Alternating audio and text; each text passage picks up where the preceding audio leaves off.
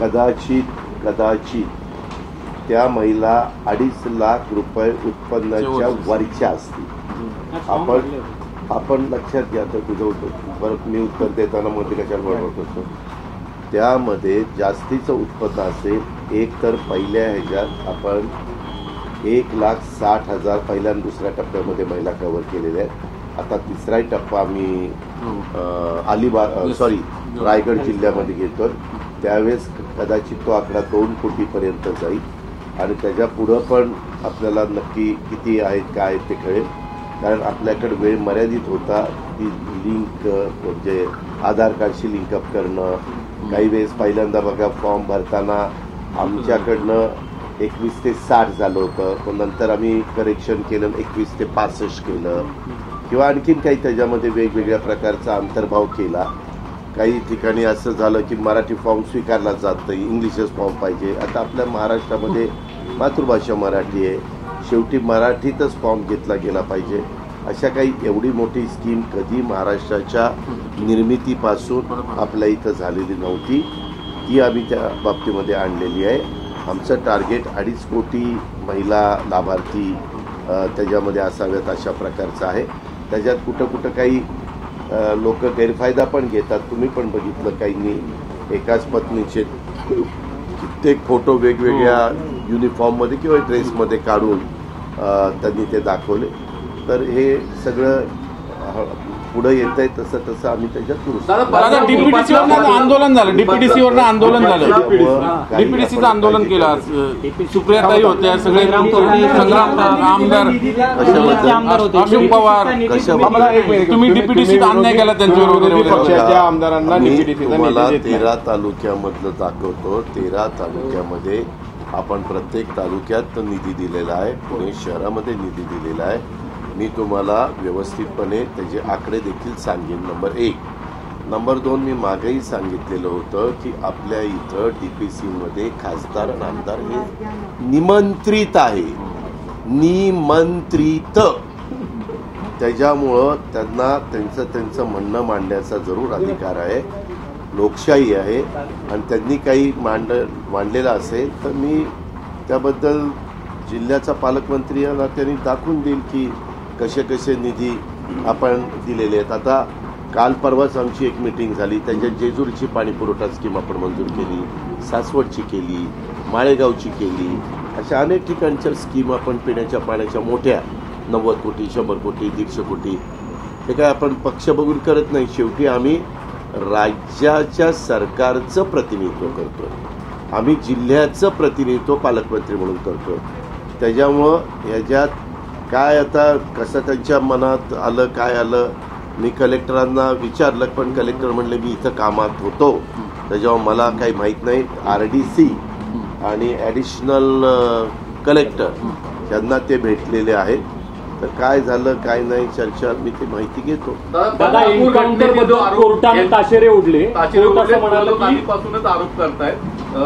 न्याय व्यवस्थेने काय बोलावं हा त्यांचा अधिकार आहे.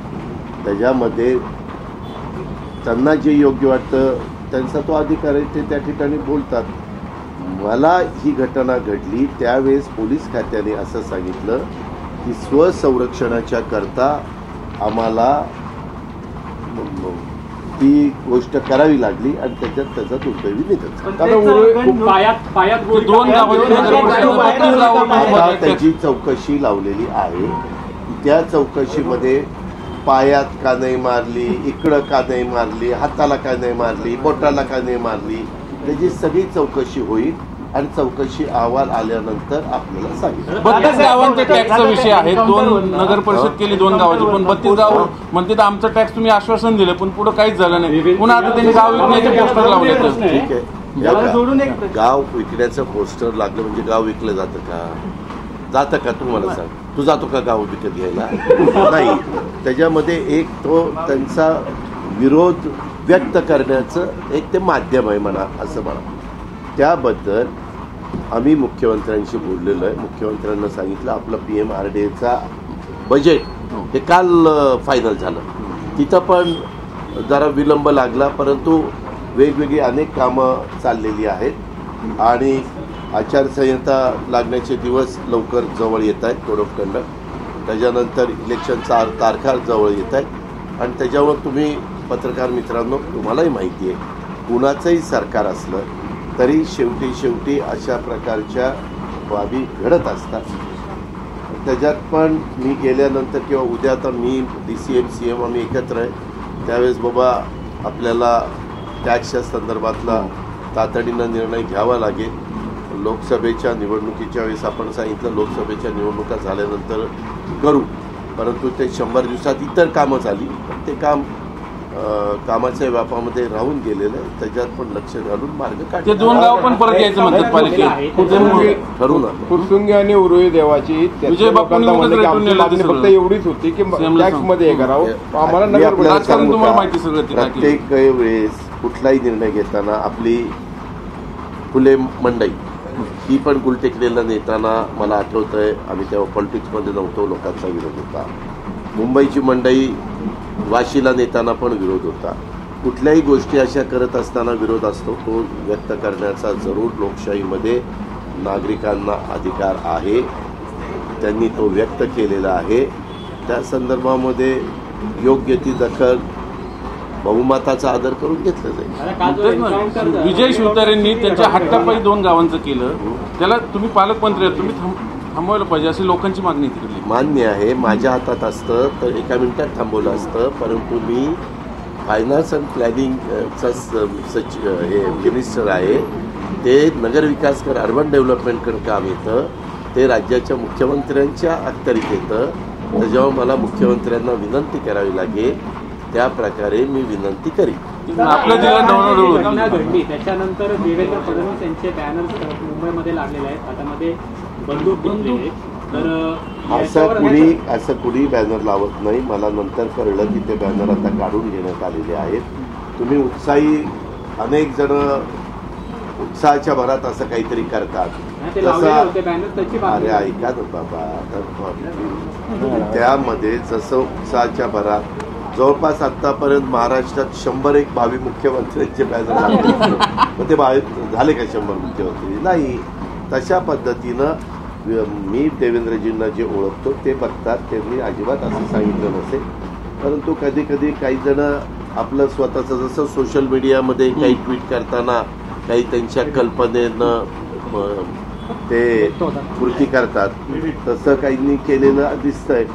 त्याबद्दलची नोंद घेतली जाईल. एन्काउंटरचं श्रेय घेणं कितपत योग्य आहे. शिंदे गट पण घेतोय फडणवीसचे चाहते समर्थक पण घेत आहेत. आम्ही श्रेय घेत आहेत एन्काउंटरचं श्रेय घेतात. अरे बाबा आता मॅटर कोर्टामध्ये गेलेली आहे. हायकोर्टाने त्याची दखल घेतलेली आहे. हायकोर्टाने काही प्रश्न पोलीस खात्याला आज विचारलेले आहेत.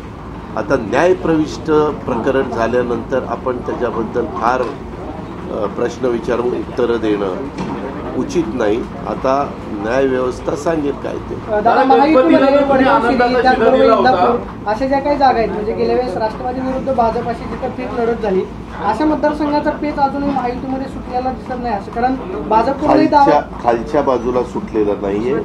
इथं तालुक्याच्या ठिकाणी विधानसभा मतदारसंघाच्या ठिकाणी वरच्या बाबतीमध्ये काल आम्ही बहीणशी चर्चा झालेली आहे. एकत्र बसून त्याच्यातनं 4 गोष्टी समजून सांगून मार्ग काढायचे. जागा असताना जगदीश मुळीक म्हणतात भाजपला जागा ठीक आहे सर. त्यांना वाटतं जसं त्यांना तिथं वाटतं तसं आता चिंचवडवाले तिथं म्हणतात, राष्ट्रवादीचे म्हणतात तिन्ही जागा भोसरी चिंचवड आणि पिंपरी राष्ट्रवादीचं लढवलं पाहिजे. कार्यकर्त्यांना वाटतं ते कार्यकर्ते बोलून दाखवतात. खडकवासला मागतात तुम्हाला अरे बाबा जे काही मागण्याचा अधिकार लोकशाहीमध्ये प्रत्येकाला आहे. शेवटी निर्णय वरिष्ठ पातळीवर आम्ही एकत्र बसून त्या बाबतीमध्ये घेऊ.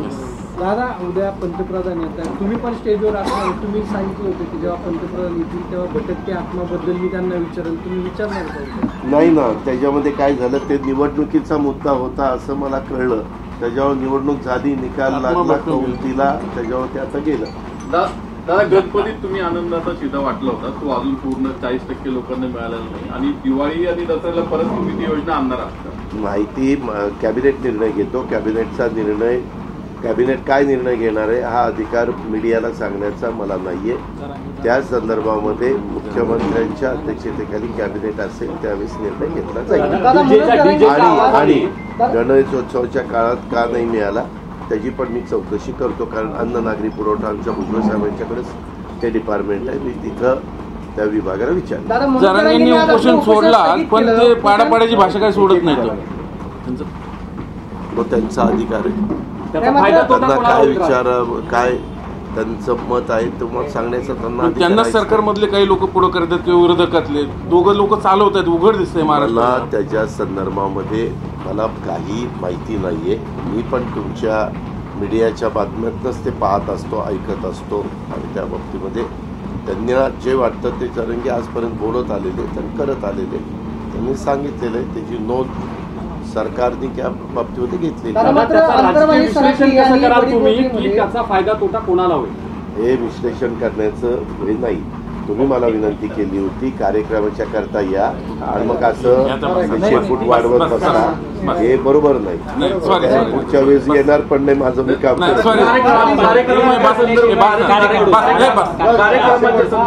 रात्रीचा कार्यक्रम आहे, लाईट लावलेले आहेत सगळीकडे बाजूनी, तर ते शॉर्ट सर्किट किंवा त्याची काळजी ज्याला काम दिलेलं आहे त्याला घ्यायला सांगितलेली आहे, कारण अशा प्रकारचे अनेक कार्यक्रम रात्रीच्या वेळेस झालेले आहेत. मला आठवतंय मेट्रोचा भूमिपूजनाचा पहिला कार्यक्रम आपल्या सिंचन भवनला ॲग्रिकल्चर कॉलेजला ते लाईट लावायला सांगितले होते, टॉर्च तो तिथं झालेला होता आणि रात्रीचाच कार्यक्रम होता. त्यावेळेस मला चांगलं आठवतंय. दादा काही झालं तरी महायुतीची म्हणजे विधानसभा निवडणूक महायुतीमध्ये तुम्ही एकत्रच लढणार असा शब्द असा विश्वास तुम्ही देताय. अरे बाबा आता किती तर सांगितलं तेच ते त्याने ऐकलं नाही का? नाही परत एकदा सांगा वाटलं. त्याच्यामध्ये सांगितलेलं आहे, वाटलं स्टॅम्प पण लिहून देऊ का तुला? नाही मी सांगितलं पक्षाच्या कार्यकर्त्याला सुरुवातीला त्या ठिकाणी सांगितलेलं होतं की बाबा असं आणि आमच्या पक्षामध्ये एकटा मी निर्णय घेत नाही, आमचं पार्लमेंटरी बोर्ड आहे, सगळे मिळून चर्चा करून निर्णय घेत. एबीपी माझा, उघडा डोळे बघा नीट.